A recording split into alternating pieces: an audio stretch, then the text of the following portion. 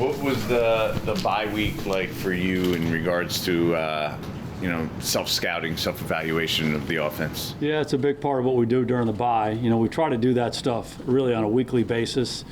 We got a lot of people who can help us in that regard, so you get that analysis really every week about what you've been doing, what's been good, what's not been good. But when you get a few days during the bye, you get a chance to maybe do that a tick more thoroughly. You can do it more broadly and take a deeper dive into it. So that's what we tried to do. But what did you see? What stood out to you from that? Yeah, I don't want to go into too much of it. I think the obvious stuff, there's some things we've done well in the running game, some things we haven't done well, been aspects of the passing game that have been good for us. So, you go back and you look at that stuff and you just do that evaluation. That stuff that we try to keep a little bit in-house because we'll act on that. We'll act on that stuff going forward. But it's really a good time. It's a good time for all of us to sit back and reflect a little bit and decide how we want to use guys, some of the different things we want to do in the run and pass game and the different situations that come up. Jason, Kenny Galladay at the start of the year predicted pretty accurately that this might take some time. We got a bunch of guys coming back who haven't practiced. Now those guys are back for the most part. What have you seen from Kenny since he's been back? And do you agree that maybe now that it can hit the ground running a little better now because guys are much more acclimated? Yeah, just a big fan of Kenny. We're excited to bring him here, and obviously he missed a lot of time in training camp. He's missed time throughout the season, but his approach is outstanding. He's always working hard to get himself back, and when he has an opportunity to practice, he practices hard, and when he's been healthy, he's played really well for us and made a big impact. And that's been the case with all of our guys. I think the approach that our guys have taken in terms of being ready, different guys have played at all different spots all year long, and those players are ready. They're embracing their opportunity, and the guys who haven't been able to play on a consistent basis are doing everything they can to play. So it's fun to get them all back. Hopefully we'll get more and more healthy as a group as we go forward. And I think when we do, I think those combinations of guys give us a good chance to have some success on offense. Is the Saints game kind of in your head, thinking?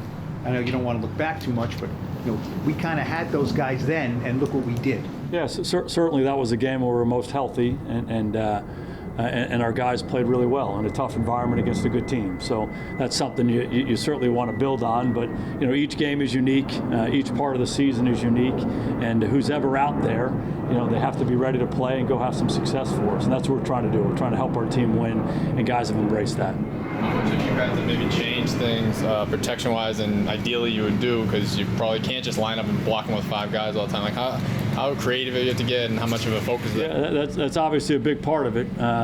Football starts up front in the run game and in the pass game. It's about offense and defensive linemen. That's what it is. And the best teams have built their teams that way. That goes back through history. The game's won on the line of scrimmage. So, we've had some guys, different combinations of guys playing, and it's our job to try to create an environment where they can have some success. And again, I think those guys have embraced it. It applies to the run game, it applies to the pass game, and that's what we try to do each week. Give ourselves a chance against the team we're playing. Jason, it took Saquon a couple of games to find his stride coming back from his knee injury. From what you've seen on the field the last couple of days, do you expect there to be a little bit of an acclimation period for him if he comes back, or? Yeah, he did a great job coming back from that knee injury, and I think we all saw that in the early part of the season. The week 1 he did a good job. He was better in week 2, better in week 3, better in week 4. And obviously he's had this setback. He's been out here the last few weeks, but he's one of those guys I'm talking about, a pro who loves to play, does everything he can to get himself right. We haven't really had a full speed practice. We'll do that more here the next few days, so we'll get a chance to see him more. But his approach is outstanding. We love having him around. Excited to get him back when he's healthy. What would getting him back mean for this offense? He's just a great football player. I've told you this before. I was on the other side of this for a couple of years against him, and he's one of those players that can just really impact a game. And there's a lot of 2-yard runs, 3-yard runs, 4-yard runs, nondescript plays, and then it's a 68-yard touchdown on a screen, or somehow he gets outside, breaks a tackle, gets to the edge, and he can be impactful. We saw that in New Orleans. He made those kinds of plays for us. So he's a hell of a football player. But don't lose sight of the fact that Book has done a really good job when he's had opportunities. When we've handed the ball to Eli Penny, those guys have embraced their chances too. So we're excited about them as well. And who's ever available and healthy, we'll put them in there, and those guys will do a good job for us.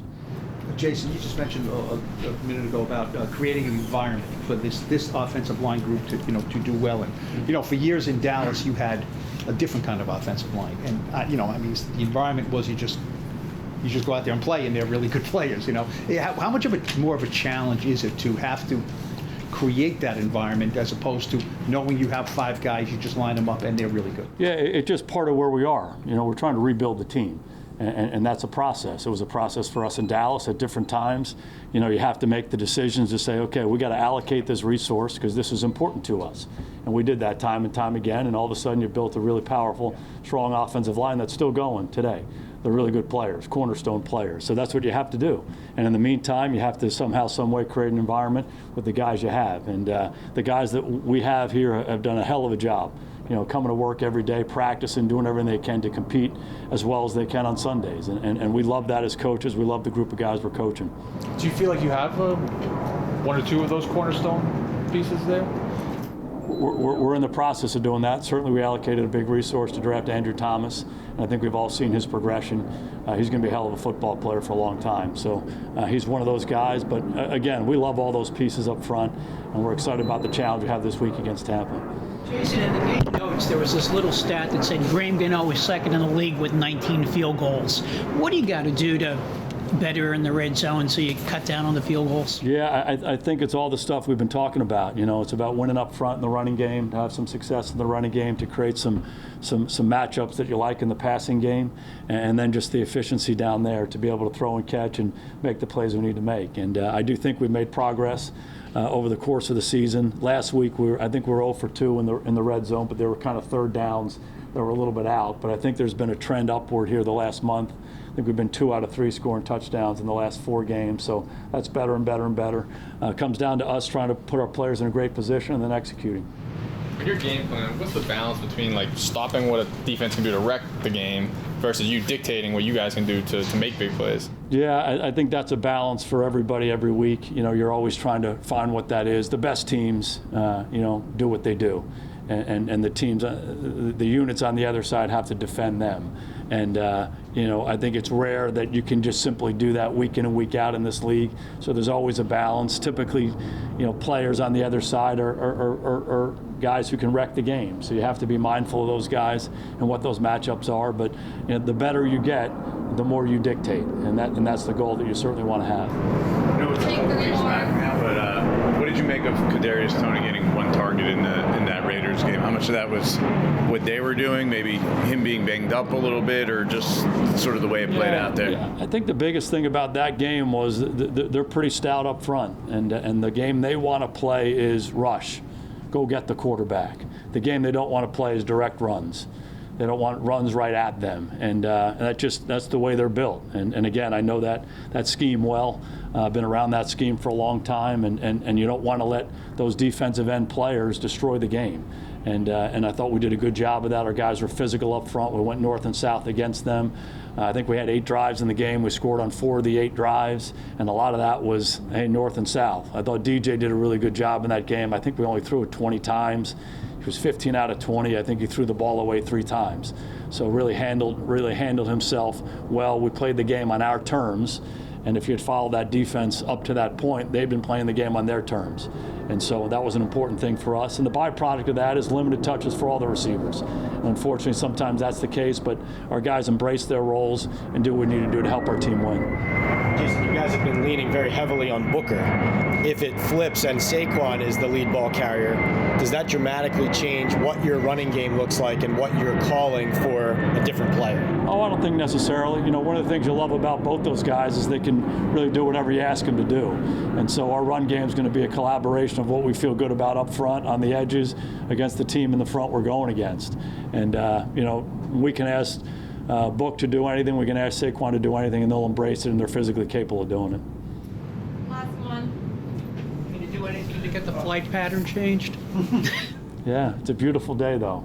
We're dealing with the flight pattern, but it's a beautiful day. You kidding me? In the middle of November, blue sky, sunshine. I think we need to embrace it, right? Good to hey, it's great to see you guys. Do you have a minute? Just, I know it's not your unit facing Tom Brady, but this is a guy that's been in the league for 22 years. I think his first game against the Giants, you were actually a player for the Giants. What do you, do you ever sit back and sort of stare at amazement in a 44-year-old quarterback? Yeah, they're going to make a Mount Rushmore of football players at some point, and the first face they chisel will be that guy's face. He's the best that ever walked, and he's a hell of a football player, and what he's done over the last 20 years has been remarkable. And to think he's 44 years old and probably playing the best ball of his career, it's really amazing. He's an inspiration to everybody, in and out of sports.